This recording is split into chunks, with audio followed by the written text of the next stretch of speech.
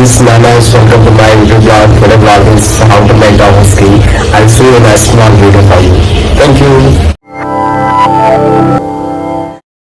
You might be a whiskey snob or a whiskey lover, but are you a whiskey nerd? Well, keep watching because we've got some great whiskey science for you. All booze making starts the same way, by mixing microorganisms, usually yeast, and sugar. The microbes eat the sugar and makes alcohol as a byproduct of their digestion process, which we call fermentation. And actually, that should be alcohols. The important one, the one that humans like so much, is ethanol. Anyway, whiskey's yeast get the sugar for fermentation from grains, however, which grain depends on what you're drinking. Scotch whiskey mainly uses malted barley. The malting process halts the grain's growth, so it's only partly sprouted. If it's a single malt whiskey, that means it came from a single distillery with only malted barley. Scotch grain whiskeys and American whiskeys use cereal grains like corn and wheat. Bourbon whiskey has to be made from at least 51% corn, while rye whiskey has to be at least 51% rye. There are all kinds of other whiskeys too. We're looking at you, Irish whiskey, but we don't have time to cover everything. You just have to ask your bartender. What separates whiskey from beer and wine is what happens after fermentation. At that point, they're all about 5 to 10% ethanol, but liquors routinely get up to 40 or 50% and even higher. How? Distillation. Distillation is a way to separate different chemicals according to their boiling points. Ethanol boils at 173.1 degrees Fahrenheit. Methanol, which is poisonous and can make you blind, boils at 148.5 degrees Fahrenheit. So, if you pour your mash, the fermented water grain mixture, into a pot and start heating it, the methanol will boil off first, followed by ethanol. After that, you'll be left with mostly water. Now onto the good stuff. Whiskey needs to retain the flavors from the fermentation, otherwise all liquor would taste like vodka, or worse, Everclear. Whiskey makers have ways to raise the ethanol percentage while retaining all the yummy flavors.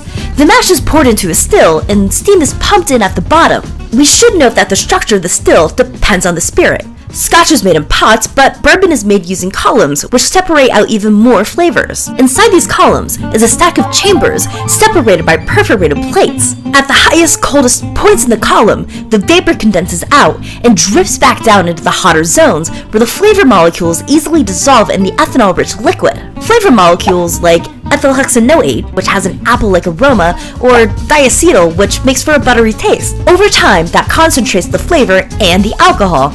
Thanks, column still. But not all flavors are good flavors, so distillers usually make their column stills from copper or give them copper linings. The copper reacts with sulfur-containing compounds, which often have bad flavors and smells. Hydrogen sulfide is a common one, and no one wants to smell rotten eggs in their glass. So distillation sends all those flavors and ethanol up the column. Near the top, the alcoholic mixture drips out this arm.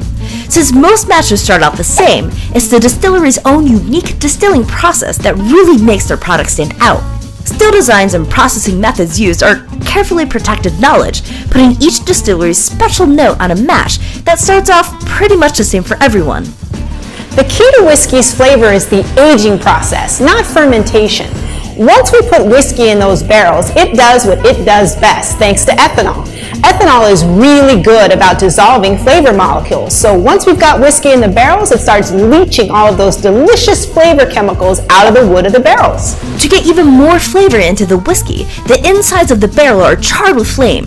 That causes chemical reactions in the wood that can produce a whole range of additional flavors. Charring is good for making more phenolic compounds. One of them, guaiacol, has a smoky flavor. Metacresol smells a bit like Band-Aids and shows up in Scotch, mostly thanks to the peaty smoke that's used in Scotch distilling. I love Scotch. Scotch has got Scotch.